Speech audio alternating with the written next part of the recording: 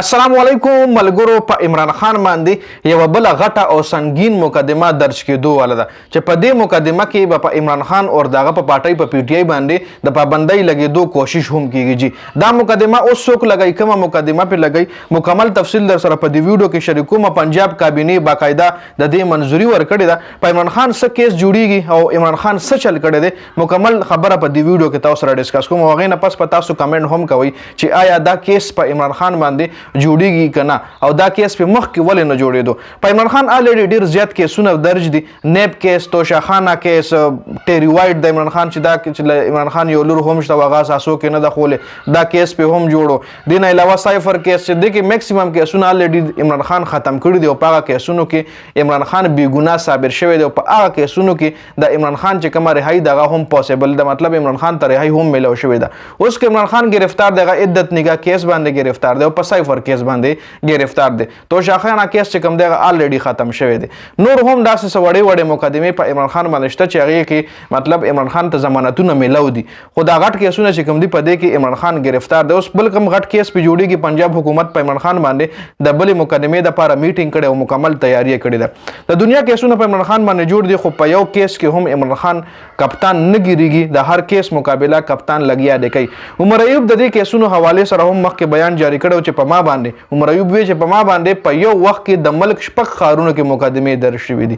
لکه یو کس د ملک شپږ خارونو ته ځان څنګه په یو ټایم رسولی شي، مطلب د یو ورځ 11 بجې ته په پیښور کې مې پتا په پیښور کې مقدمه درج کیږي، د ورځ 11 بجې پتا کراچۍ کې مقدمه درج کیږي، د ورځ 11 بجې پتا اسلام آباد کې مقدمه درج کیږي، د ورځ 11 بجې ته پتا کوټه کې مقدمه درج کیږي. نو عمر ایوب دی حواله سره الریډي دا خبره کړې و چې په موږ باندې لکه داسې کیسونه هم شته چې پای کې په موږ په یو ټایم د ملک شپږ خارونو کې مقدمه درج دي جی.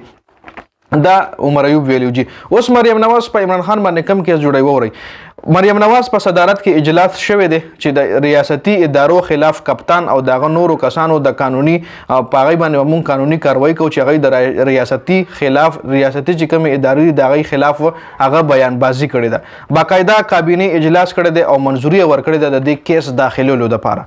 د مریم نواز په صدارت کې د کابینه اجلاس کړی دی جی.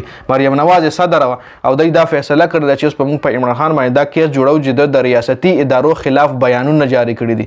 سبب نه دینه بیا چې کله د خپل اجلاس کو هغه نه پس عظما بخاری چې کوم دغه پریس کانفرنس وکړو او وی ویل چې په عمران خان جیل کې دننه مشهور آرټیکل پبلشر چې کوم د ټیلیګراف لاغه یو آرټیکل لیکلو چې غاډر زیات وایرل شوی هم پاغه کې وای د لیکلي دي چې د پاغه کې د ریاستي ادارو خلاف خبرې لیکلي دي. جیل کې دننه د ریاستي ادارو خلاف پراپګاندا کوي او موږ اوس د عمران خان خلاف کاروایی کولو فیصله کړې ده. کابینه منځوري ورکړې ده چې ټیلیګراف ته د ولې آرټیکل لیکل دي او په دې آرټیکل کې کپتان ولې دا ویلي دي چې په ما که شری په ما سره چلو شو نو فلا کس په زما ذمہ داری. په آرټیکل کې عمران خان دا هم ویلو چې چری په ما یا په بشرا بیبي باندې سره چلو شو نو هغه د ملک چې کوم ریاستي ادارې دوی دا هغه چې کوم غړ کسان دی هغه نمونه هم اشتلیو جی. نو اوس دای په دغه مقدمه درج کړي چې د ولې د ریاستي ادارو خلاف بیانونه جاری کړی دي، ولې د ریاستي ادارو خلاف چې ریاستي ادارې چې کوم دي دغه سربراه خلاف د بیانونه جاری کړی دي. عمران خان چې کوم آرټیکل مطلب ریاست عمران خان چې څومره هم خبرې د ریاست خلاف کړي دي په مختلف موقعو باندې هغه ټول وي مونږ را جمع کړي دي او اوس په هغه زموږ د کیس بنیاد وي او پی ټی آی باندې به مونږ باقاعده د پابندۍ لګولو استدعا هم کو د عدالت نه چې په دای باندې باقاعده پابندي لګیدای باندې بوست د پابندي دی لګي چې عمران خان د ریاستي ادارو خلاف ته او د ملک چې کوم ریاستي ادارو دی هغه خلاف بیانونه جاری کوي کې د شي د غدارۍ مقدمه په هم درج کیږي. نو دا اپډیټ سو ډیر زیات مننه د ویډیو کتلو. والسلام.